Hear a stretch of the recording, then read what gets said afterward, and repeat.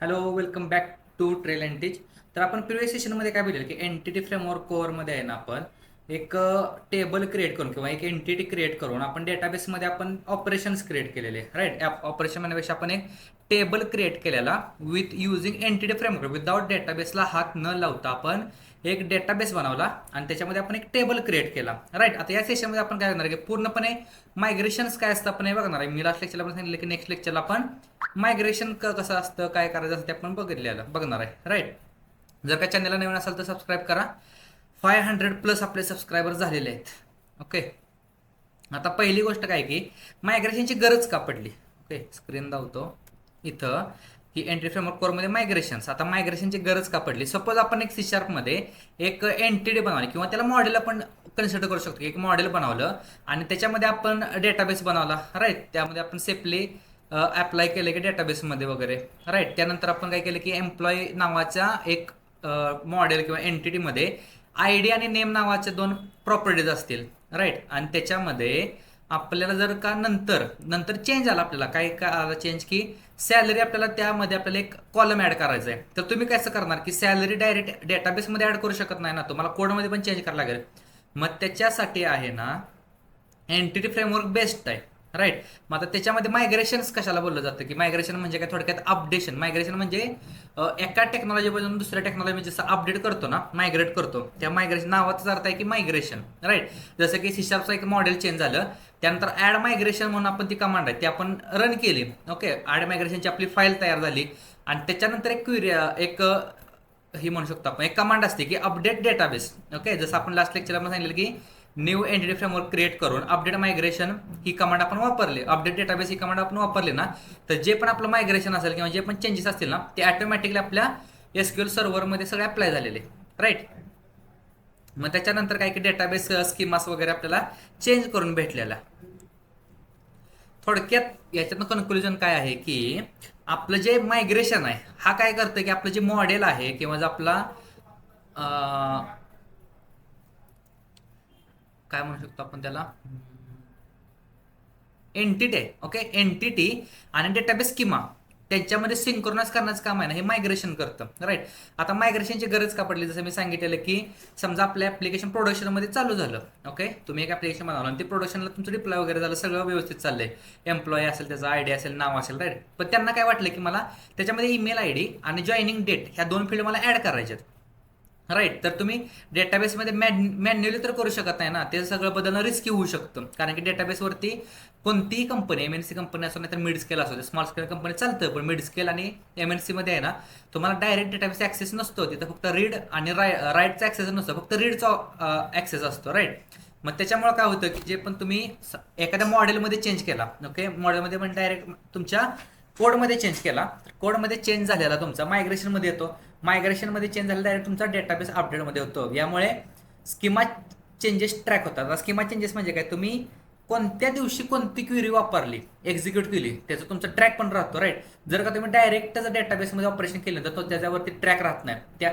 आणि हा एक प्लस पॉईंट आहे की ह्याच्या या कन्सेप्टमुळं की आपला जो ट्रॅकिंग आहे ना की डेटाबेसवरती काय काय ऑपरेशन होतात, ह्या ट्रॅकिंगसाठी पण तुम्ही मायग्रेशनची किंवा एंटिटी फ्रेमवर्क कन्सेप्ट वापरतात राईट. आता मायग्रेशनमध्ये 2च कमांड असतात मेन, आणि त्या 2 कमांड काय असते की ऍड मायग्रेशन आणि अपडेट डेटाबेस. ऍड मायग्रेशन म्हणजे काय, जे पण काही चेंजेस आहेत, ओके, जे पण चेंजेस आहेत ते आपल्याला द्यायचे आहेत. आता त्याचा सिंटॅक्स काय आहे की पहिली कमांड आपली काय की ऍड मायग्रेशन आणि मायग्रेशनचं नाव इथं तुम्हाला काय द्यायचं असतं, जे आपण गिटची कमिट नावाची जी चेंज असते ना इथं कमिट द्यायची असते तुम्हाला. ओके, इथं सुरुवातीला आपण काय लिहूया, add migration initial create. Okay, आणि नेक्स्ट काय असतं की इथं सेकंड जी कमांड असते ती असते की तुमची अपडेट डेटाबेस, अपडेट कर डेटाबेस. ओके, अपडेट डेटाबेस ही कमांड असते इथं 1 आणि 2. या तुम्हाला 2च कमांड लक्षात ठेवायचे आहेत राईट. ऍड मायग्रेशन काय करते तुमची कमांड की डेटाबेस अपडेट करत नाही, पण तुम्ही जे पण काही कोडमध्ये चेंजेस केले ना त्याचा जो ट्रॅक असतो, ओके, मायग्रेशनचा जो फोल्डर मी दावला ना त्याच्यामध्ये सगळा तुमचा ट्रॅक हिस्ट्री सगळी भेटते राईट. आणि जे अपडेट डेटाबेस आहे आता मायग्रेशन थोडक्यात तुम्हाला हे काय होतं की ऍड मायग्रेशन केलं तर तुमच्या फाईली कुठं कुठं बनतात. इथं गेलं एंटिटी आपण लास्ट लेक्चरला घेतलेलं तेच घेऊ, एंटिटी फॉर कोर डेमो. त्याच्यामध्ये दोन मेथड्स असतात, एक असते अप आणि एक असते डाऊन. ओके, आता अप आणि डाऊन या दोन मेथड तुम्हाला इंटरव्ह्यूमध्ये पण विचारतात, फक्त त्या तुम्हाला लक्षात ठेवायचे आहेत.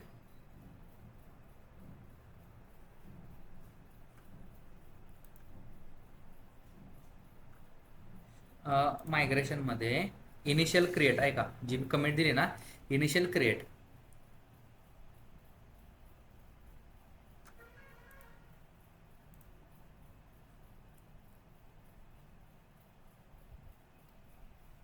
ओके, आता इथं मायग्रेशनवरती जायचं आणि आपली जी कमिट आहे ना इनिशियल क्रिएट, त्याच्यावरती जर मी मॅक्झिमाइज केलं तर इथं बघा इनिशियल डिझाईन आलं.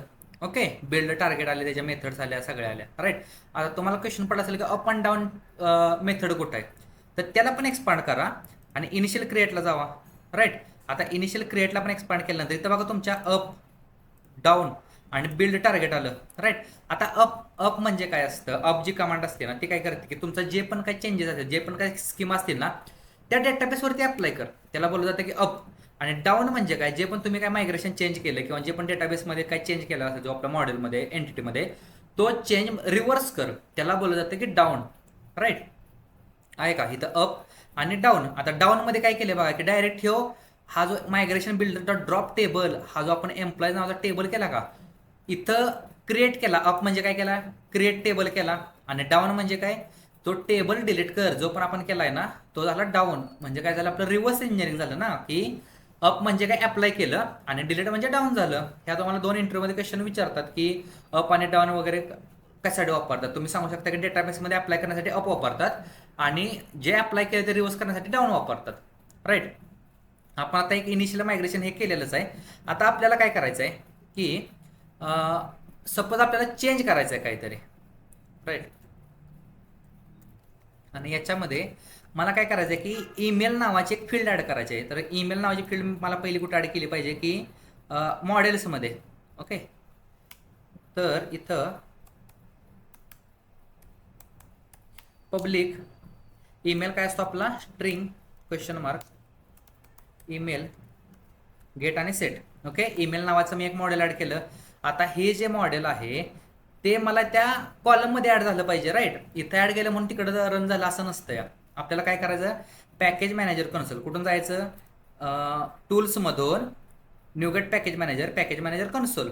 ओके, आता या पॅकेज मॅनेजर कन्सोलमध्ये काय करायचं की ॲड मायनस मायग्रेशन ही कमांड आहे आपली. आता ॲड मायग्रेशन केल्यानंतर इथं आपल्याला कमिट द्यायला लागतं, म्हणजे काय तुम्ही चेंज केला. तर मी काय सांगतो की ॲड एम्प्लॉईला ईमेल ही फील्ड ॲड केली.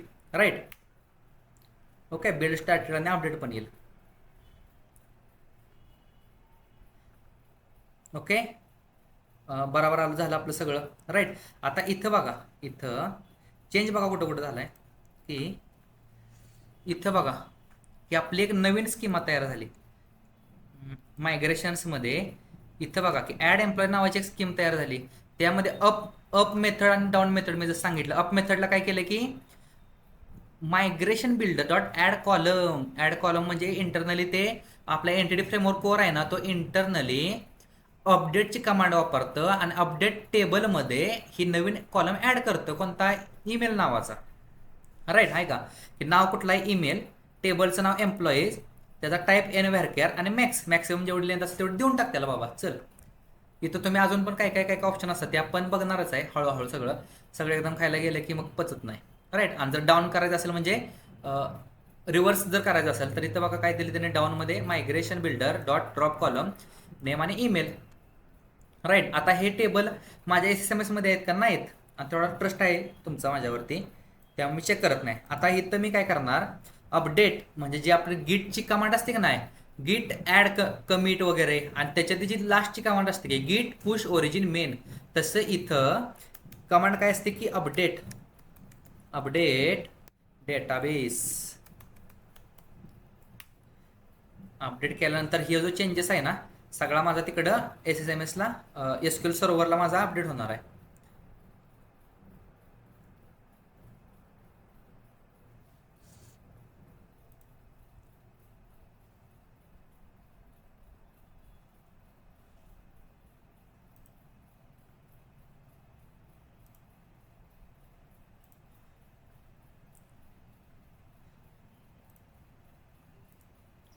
आला का माझा ईमेल नावाचा कॉलम एनव्हायरकॅर मॅक्स आणि नल आहे का?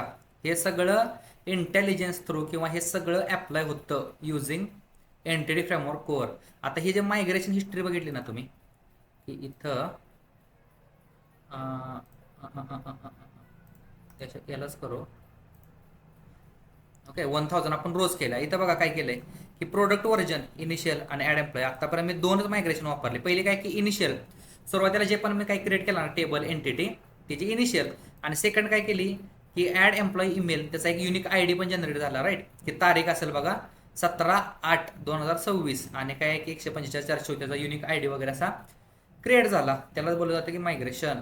आता आपण काय करूया की एक अजून एक फील्ड ऍड करू आणि मी ती फील्ड आहे ना ऍड करून मला परत ईमेलवरती म्हणजे रिव्हर्स इंजिनिअरिंग करायचं आहे. ओके डिमायग्रेशन म्हणू शकता त्याला. डिमायग्रेशन कसं करायचं की employee.cs मध्ये इथं पब्लिक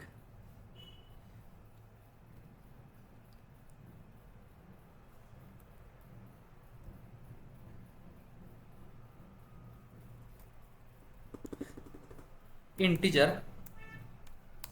आणि फोन नंबर. ओके गेट आणि सेट सेव्ह केला. आता ही जी मी काय जे केलं आत्ता मी चेंजेस, मला जो टेबलमध्ये एक कॉलम ॲड केला तो मला तिकडं पण पाहिजे राईट. तर मी काय करणार add email add phone number. Okay आता मी मायग्रेशन ॲड केलं राईट. मायग्रेशन नंतर माझी इथं मायग्रेशन फाईल तयार झाली राईट. आता मायग्रेशन फाईल बघा काय की add employee phone number migration या क्लासपासून तो इनहेरिट झालेला आहे. आणि त्याच्यानंतर ओव्हर ॲड केलं कशापासून मायग्रेशन बिल्डरपासून. आता अपडेट डेटाबेस करतो. इकडे कॉलम ॲड झाला पाहिजे आपला. ओके ॲड झाला SSMS मध्ये.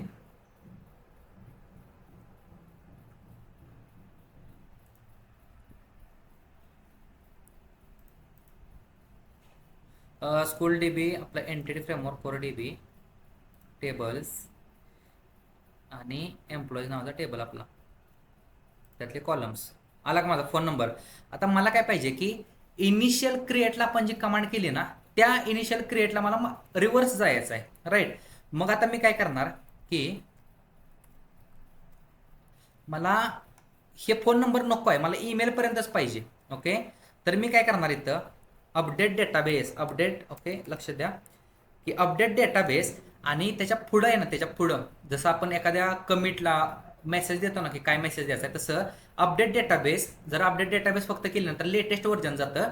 आणि जर स्पेसिफिक त्या कमिटपर्यंत किंवा त्या मायग्रेशनपर्यंत जर पोचायचं असेल ना तर त्या मायग्रेशनचं नाव सपोज मी काय केलं आता त्या मायग्रेशनचं नाव काय होतं की ॲड फोन नंबर नको, इथून आपण काय करूया ईमेल करू add email. Okay paste add employee email. Okay without error सगळं तयार झालं राईट. आता इथं रिफ्रेश केलं मी. रिफ्रेश केल्यानंतर एंटिटी फ्रेमवर्क कोअर टेबल्स त्यानंतर एम्प्लॉय नावाचा कॉलम आला का माझा. फोन नंबर जो मी आत्ता ॲड केलेला तो गेला. आता याच्या मागं जर मला प्रिव्हियस जायचं असेल तर तो जो मी इनिशियल क्रिएटला जी कमांड वापरली ना ही अपडेट डेटाबेस इनिशियल क्रिएट ती कमांड वापरून मी आहे त्या इनिशियल स्टेजला येऊ शकतो. याच कन्सेप्टला काय म्हणतात की रोल बॅक करणे. ओके कंपनी गेल्यानंतर काय असतं की कधी कधी असा विषय होतो की तुमचं काहीतरी चेंजेस असतात ना ते तुम्हाला रोल बॅक करावे लागतात. मग त्याला बोललं जातं की डेटाबेसचं मायग्रेशन मी रोल बॅक केलं किंवा एखादा कोड मी रोल बॅक केला. आता त्याच्या पुढची एक कमांड मी सांगतो मला की सपोज आता मी जी फोन नंबरची जी ही आहे माझ्याकडं. ओके फोन नंबर माझ्याकडं अजून पण ती मायग्रेशन आहे बघायचं आहे का तुम्हाला.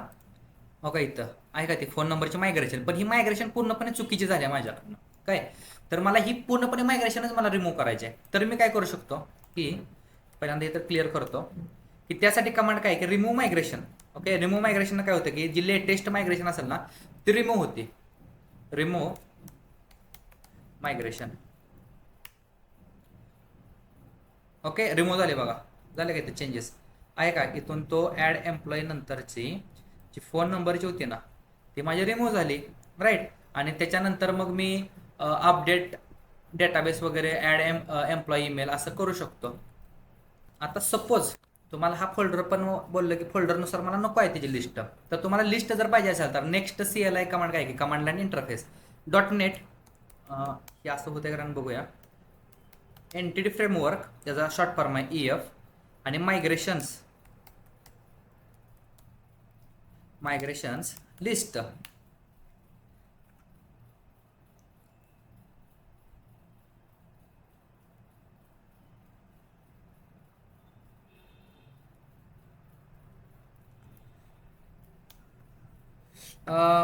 त्याला लिस्ट सापडत नाही.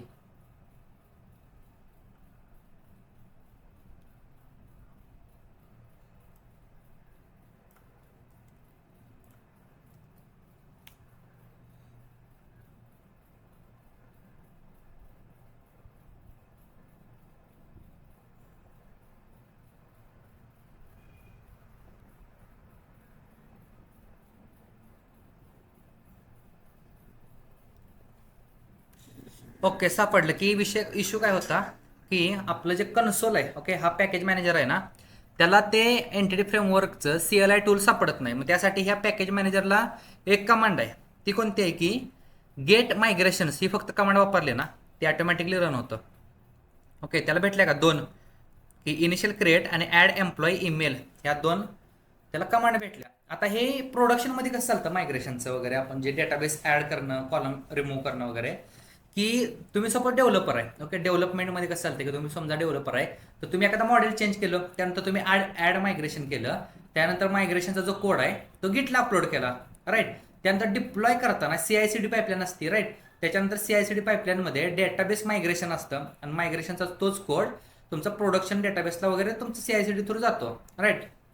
यालाच बोललं जातं की एंटिटी फ्रेमवर्क वर मायग्रेशन. व्हिडिओ आवडला असेल तर लाईक करा, नवीन असाल तर चॅनलला फॉलो करा. आपण भेटूया नेक्स्ट लेक्चरला मे बी रिलेशनशिप आपण बघूया. Okay, keep learning, keep coding.